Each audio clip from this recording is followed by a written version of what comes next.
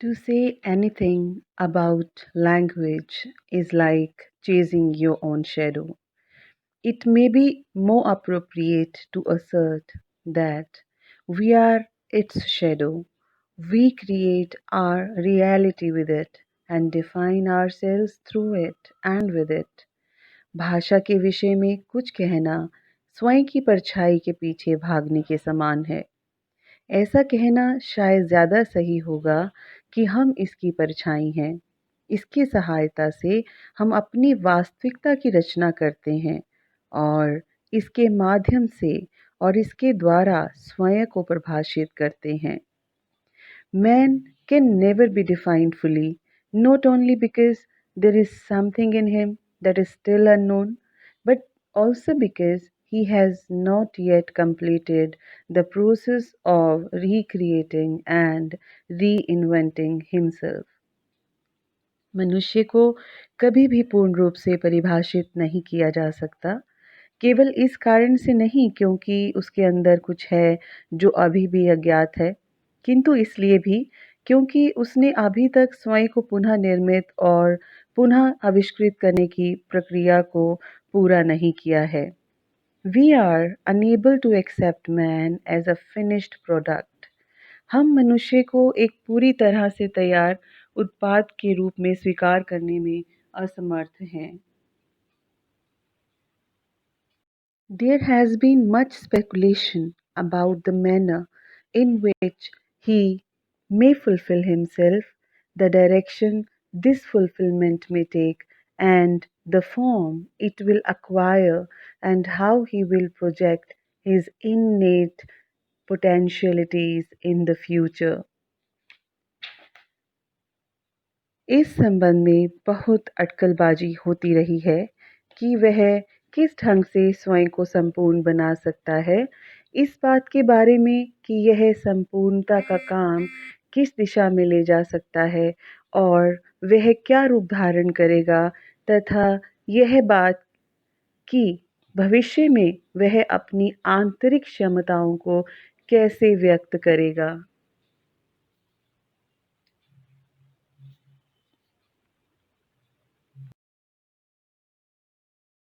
Various scholars from Nietzsche to Sri Aurobindo have made predictions about his innate capacity. The question is not how correct or relevant these prophecies are. The point to consider is that, man being what he is, all these predictions are born of a painful disillusionment with what he is. नीचे से लेकर श्री अरबिंदो तक विभिन्न विद्वानों ने मनुष्य की जन्मजात क्षमता के विषय में पूर्व अनुमान लगाए हैं। प्रश्न यह नहीं है कि ये पूर्व अनुमान कितने सही हैं अथवा प्रासंगिक हैं। विचार करने की बात यह है कि मनुष्य जैसा भी है, उसके बारे में ये सभी पूर्व अनुमान इस वजह से पैदा हुए होते हैं क्योंकि मनुष्य जो आज है उससे एक पीड़ाजनक निराशा की भावना पैदा हुई होती है।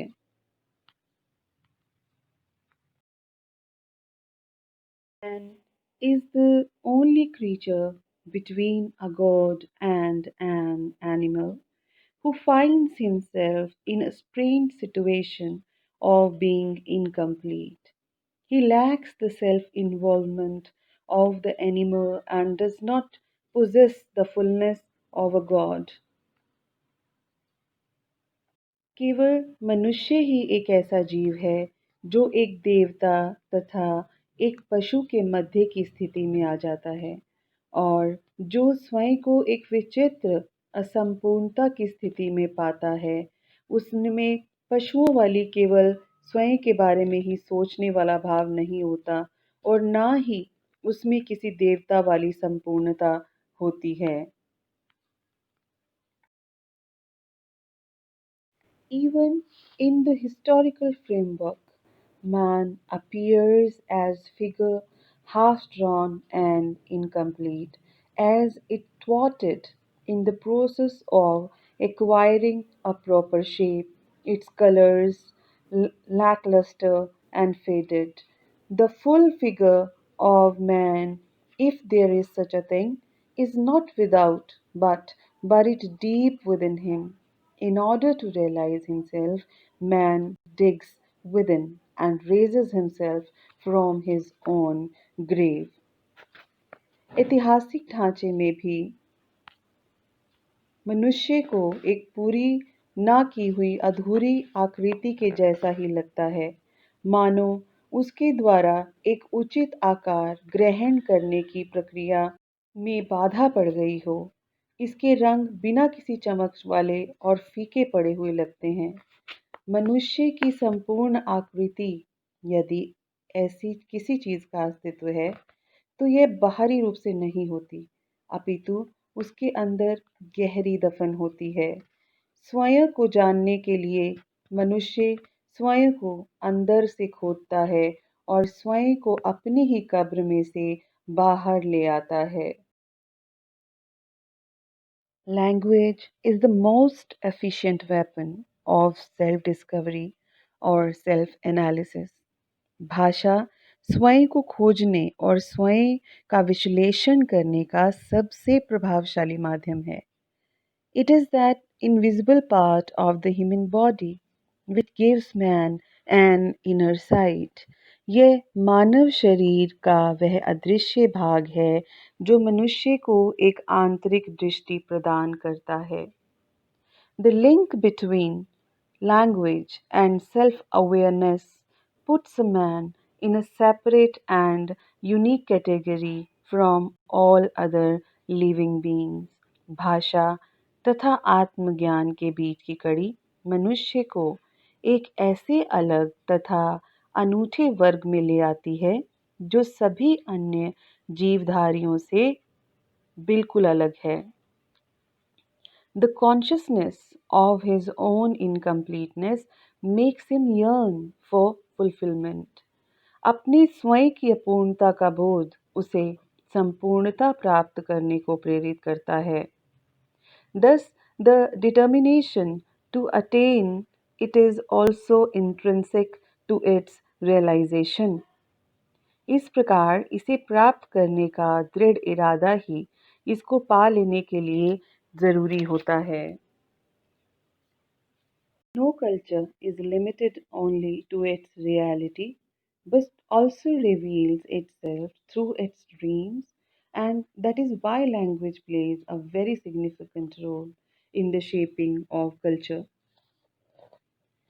कोई भी संस्कृति केवल अपनी वास्तविकता तक ही नहीं सीमित होती है, अपितु स्वयं को अपने स्वप्नों के माध्यम से भी प्रदर्शित करती है और इसी कारण से संस्कृति को आकार प्रदान करने में भाषा एक बहुत महत्वपूर्ण भूमिका निभाती है। The vision of a culture is largely formed by the memories that it carries. किसी संस्कृति के भविष्य के बारे में स्वप्न अधिकतर उन स्मृतियों से रचित होता है जो यह अपने साथ लिए होता है। The world is symbolic of a dream. It also has the hint of the memory. यदि संसार एक स्वप्न का प्रतीक है, तो इसमें किसी स्मृति की तरफ भी संकेत होता है। No language as long as it is can therefore be a dead language. कोई भी भाषा जब तक यह अस्तित्व में होती है, एक मृत भाषा नहीं हो सकती। All else of our past were to perish, even then the languages would remain through which the members of a society communicate with each other. And though living in the present are unconsciously linked with their past, and the past flow imperceptibly through the present, जिनके माध्यम से समाज आज एक दूसरे से बात करता है, यदि वे वर्तमान में रह रहे होंगे, वे अनजाने में अपने अतीत से रहेंगे और अतीत अगोचर रूप से वर्तमान में से बहकर आता रहेगा। Language in this manner plays a double role. Besides being the vehicle of communication, it is also the of a culture, carrier of a culture। इस तरह से भाषा दोहरी भूमिका निभाती है। बातचीत का माध्यम होने के साथ साथ यह संस्कृति की वाहक भी होती है। Historical upheavals may impair the culture of a country, but its truth and cohesion persist in its language. ऐतिहासिक उथल-पुथल की घटनाएं किसी देश की संस्कृति को भले ही हानि पहुंचाएं, किंतु इसकी यथार्थता और इसकी एकता इसकी भाषा में बनी रहती है। Each language, as it develops, establishes a special constitution and structure, which once having come into existence, influences the other inner responses of man। यानी कि प्रत्येक भाषा जैसे जैसे इसका विकास होता जाता है, एक विशेष संविधान तथा ढांचा स्थापित कर लेती है, जो एक बार अस्तित्व में आ जाने पर मनुष्य की आंतरिक प्रतिक्रियाओं पर प्रभाव डालती है। Both processes go on simultaneously. Language determines the identity and the special characteristics of a race, and the collective experiences, memories, and traditions of a group mold the unique character of its language। दोनों चीज़ें साथ साथ चलती रहती हैं। भाषा किसी प्रजाति को पहचान तथा उसकी विशिष्टताओं को निश्चित करती है तथा किसी समूह के सामूहिक अनुभव, स्मृतियां व परंपराएं यह समूह की भाषा के विशिष्ट रूप को ढालते हैं। This is in a way a circular process in which the question of what comes first remains unanswered, like in the case of chicken and the egg। यह एक प्रकार से एक चक्रीय प्रक्रिया है जिसमें यह प्रश्न बिना उत्तर के ही रहता है कि कौन सी चीज़ पहले आती है, जैसे कि मुर्गी और अंडे की स्थिति में होता है। What is clear is that there is nothing like one language. There are numerous languages. एक बात तो स्पष्ट है, यह है कि भाषा जैसी कोई चीज़ नहीं होती, अनेक भाषाएं होती हैं और विभिन्न समूह तथा राष्ट्र अपनी अपनी भाषाओं के द्वारा ही पोषित होते हैं। Languages are their residing places। भाषाएं ही उनके रहने की जगहें होती है। In this sense, each language in its ultimate form is a mother tongue। इस अर्थ से प्रत्येक भाषा अपने अंतिम स्वरूप में एक मातृभाषा होती है। Man is drawn to the world for the first time through language, opens up and is linked to it। मनुष्य पहली बार भाषा के माध्यम से आकर्षित होता है, विकसित होता है और इससे जुड़ जाता है। It is not only a part of the external day-to-day activity of a group, a part of its superstructure, although it has a specific role in the achievement of its worldly goals, it also decides its inner nature, impulses, and sensibility, and demonstrates its unique spiritual character। भाषा किसी समूह की भारी दैनिक गतिविधियों का ही एक भाग मात्र नहीं होती है या इसके ऊपरी ढांचे का एक भाग मात्र, यद्यपि इसके किसी समूह के सांसारिक लक्ष्यों की प्राप्ति में भाषा की एक विशिष्ट भूमिका होती है। यह इसकी आंतरिक प्रकृति, इसकी भावनाओं और इसकी संवेदनशीलता को भी निश्चित करती है और इसके अद्वितीय आध्यात्मिक स्वरूप को भी दिखाती है। One language differs from another not only in its sounds, intonations, and the meanings its words convey, but also in its worldview। एक भाषा दूसरी से भिन्न होती है केवल इसकी ध्वनियों, इसकी स्वर शैलियों और इसके शब्दों के अर्थों की दृष्टि से ही नहीं, बल्कि जीवन के संबंध में अपने विचारों की दृष्टि से भी। Each language looks at the universe in a particular manner, tests it and translates it into own meaning in a special way. प्रत्येक भाषा विश्व को एक विशिष्ट दृष्टि से देखती है, इसका परीक्षण करती है और एक विशेष ढंग से इसके अपने ही अर्थ निकालती है।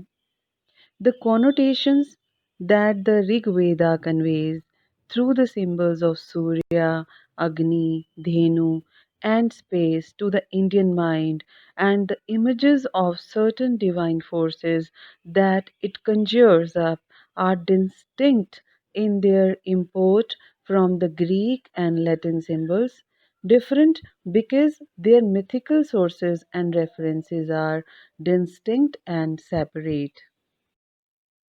वे अर्थ जो ऋग्वेद, सूर्य, अग्नि, धेनु और अंतरिक्ष के प्रतीकों के माध्यम से भारतीय मस्तिष्क तक पहुंचाता है तथा कुछ दैवी शक्तियों के स्वरूप जिनके चित्र यह व्यक्ति के मन में पैदा कर देता है, वे सभी अपने भाव में उससे भिन्न होते हैं जो यूनानी और लातीनी प्रतीक चिन्हों से पैदा होते हैं।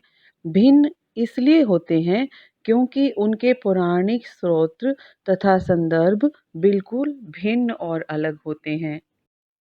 Human languages are born in the same world, but each has its own incomparable quality, manifest and well defined. मानवीय भाषाएं एक ही विश्व में जन्म लेती हैं, परंतु उनमें से प्रत्येक का अपना ही अद्वितीय गुण होता है जो बिल्कुल स्पष्ट होता है और अच्छी तरह से परिभाषित होता है। When we translate from one language into another, it is not just a translation of the words alone, but the transformation of a whole universe with all its baggage into another language।